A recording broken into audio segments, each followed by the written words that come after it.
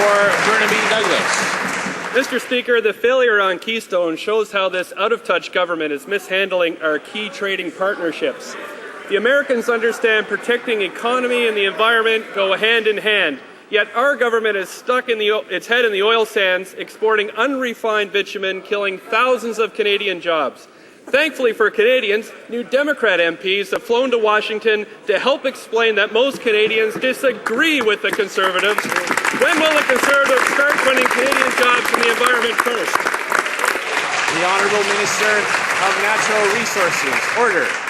Speaker, in a bizarre anti-trade mission, the NDP have traveled to Washington to fight against the creation of Canadian jobs. Unbelievable. Unbelievable. Apparently, they forgot to ask permission from their union bosses.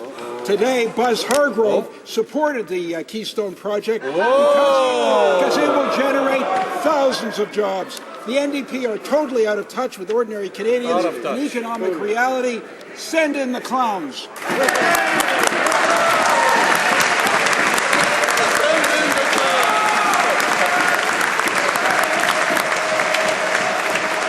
Order. The honourable member for Burnaby Douglas. Mr. Speaker, as opposition leader, this appeared on Fox News and criticized the Canadian government for refusing to go to Iraq. Conservatives know what our MPs are doing in Washington, what they failed to do to stand up for Canadian jobs and for the environment. Mr. Speaker, like Americans with Keystone, First Nations communities in BC don't want the risky Enbridge and TMX pipelines going through their communities. When will they stop playing oil sands cheerleader and agree to consult and protect British Columbian communities? The Honourable Minister of Natural Resources. Mr. Speaker, Canadians are extremely fortunate to have the third largest proven oil reserves in the world. Mostly in the oil sands. This project will generate hundreds of thousands of jobs, trillions of dollars in economic activity, and revenue to support social services, including education and health. Are the NDP so starstruck by jet-setting Hollywood stars that they're blind to the needs of Canadian workers and their families? Well said.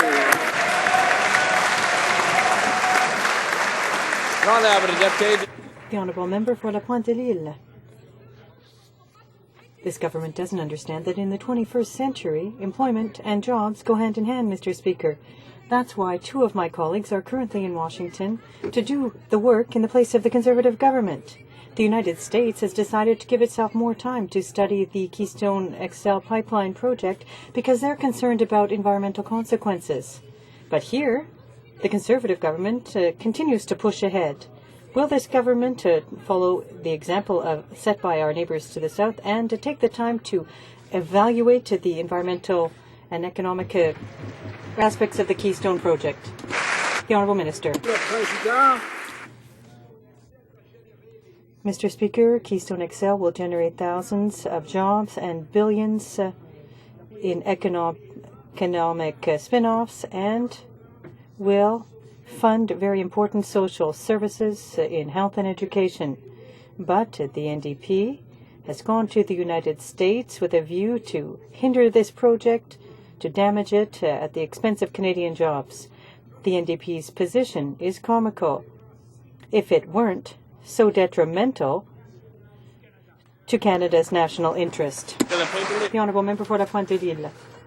My colleagues are in Washington to show the Americans that the majority of Canadians want natural resources to be exploited in a sustainable way. In addition to the environment, thousands of jobs are at stake.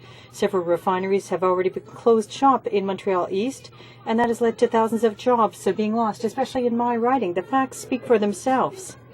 Now, what the government wants to do is to export jobs outside the country, and that is what the Keystone project will do. When will this government develop a sustainable development plan for Canadian resources and for the associated jobs?